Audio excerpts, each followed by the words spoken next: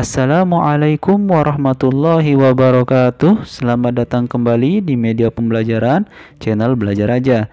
Di video kali ini kita akan melanjutkan pembahasan materi bab 1, nilai-nilai Pancasila dalam kerangka praktik penyelenggaraan pemerintahan negara.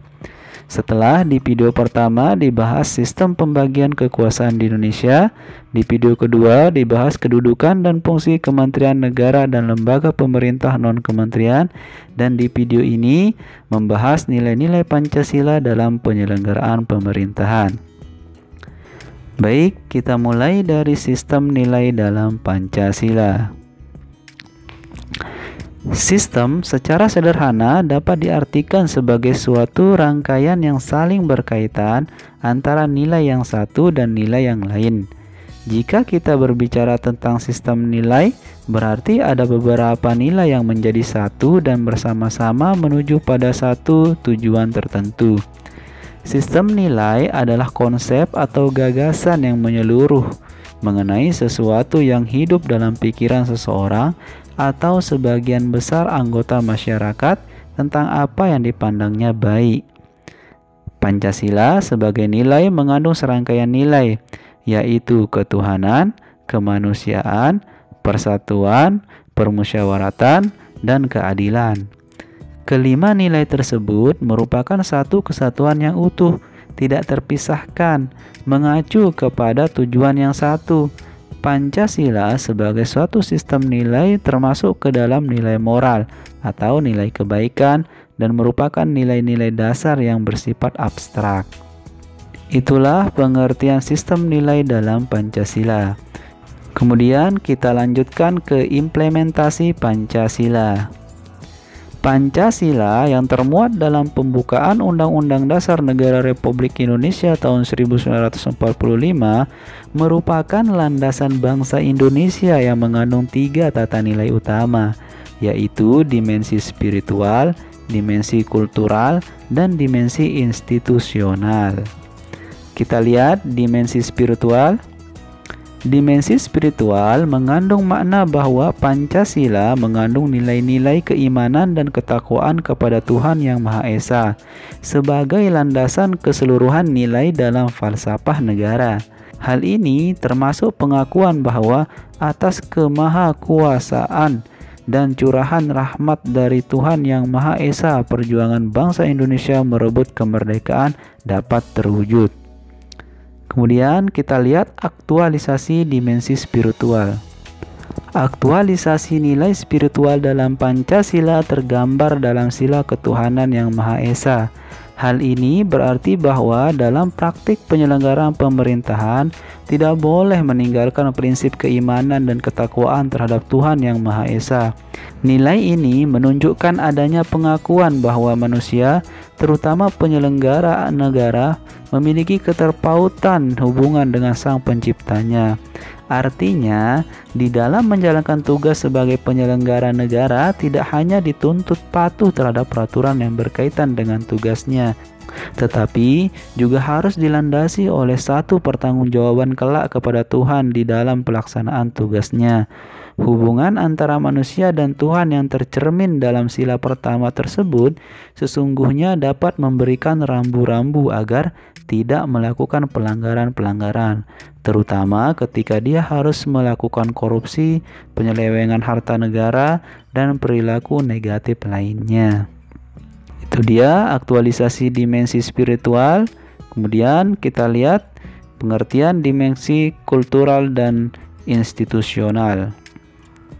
Dimensi kultural mengandung makna bahwa Pancasila merupakan landasan falsafah negara, pandangan hidup bernegara, dan sebagai dasar negara. Kemudian dimensi institusional mengandung makna bahwa Pancasila harus sebagai landasan utama untuk mencapai cita-cita, tujuan bernegara, dan dalam penyelenggaraan pemerintahan. Kita lihat aktualisasi dimensi kultural dan institusional. Sila kemanusiaan yang adil dan beradab, sila persatuan Indonesia, dan sila kerakyatan yang dipimpin oleh hikmat kebijaksanaan dalam permusyawaratan perwakilan merupakan gambaran bagaimana dimensi kultural dan institusional harus dijalankan. Dimensi tersebut mengandung nilai pengakuan terhadap sisi kemanusiaan dan keadilan yang non-diskriminatif, demokrasi berdasarkan musyawarah dan transparan dalam membuat keputusan, dan terciptanya kesejahteraan sosial bagi semua tanpa pengecualian pada golongan tertentu. Nilai-nilai itu sesungguhnya jauh lebih luhur dan telah menjadi rumusan hakiki dalam pembukaan Undang-Undang Dasar Negara Republik Indonesia tahun 1945. Itu dia pengertian dan aktualisasi dimensi kultural dan institusional.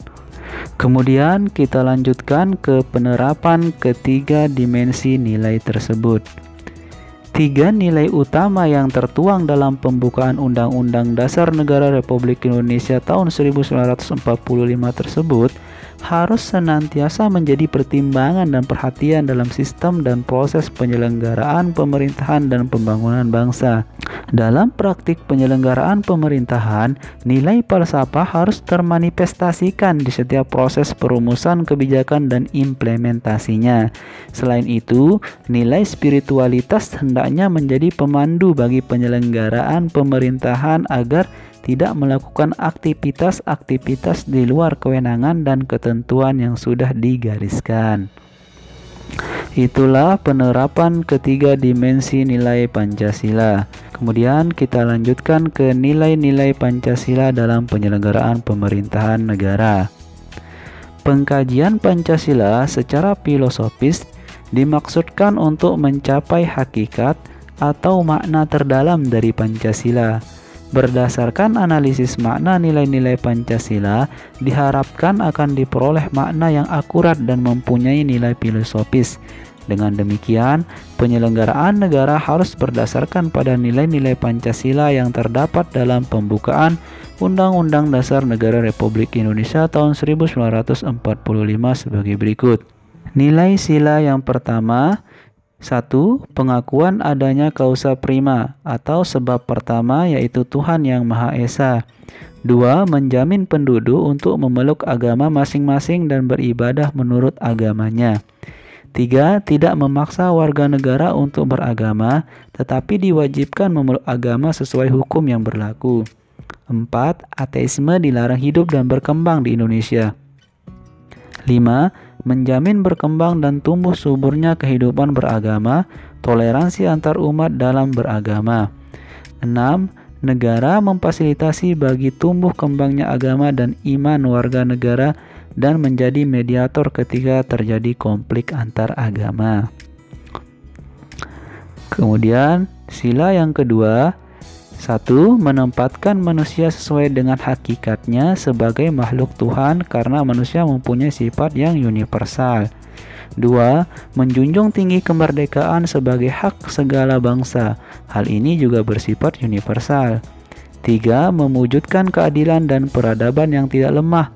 Hal ini berarti bahwa yang dituju masyarakat Indonesia adalah keadilan dan peradaban yang tidak pasif, yaitu perlu pelurusan dan penegakan hukum yang kuat jika terjadi penyimpangan-penyimpangan, karena keadilan harus direalisasikan dalam kehidupan bermasyarakat. Kemudian sila yang ketiga, 1. Memiliki jiwa nasionalisme. 2. Cinta bangsa dan tanah air. 3. Menggalang persatuan dan kesatuan bangsa. 4. Menghilangkan penonjolan kekuatan atau kekuasaan, keturunan, dan perbedaan warna kulit.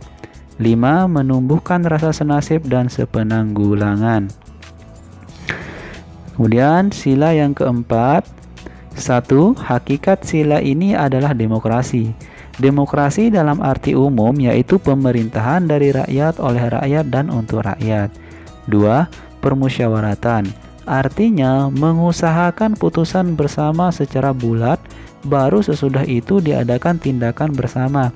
Di sini terjadi simpul yang penting, yaitu mengusahakan putusan bersama secara bulat. 3. Dalam melakukan putusan diperlukan kejujuran bersama. Hal yang perlu diingat bahwa keputusan bersama dilakukan secara bulat sebagai konsekuensi adanya kejujuran bersama.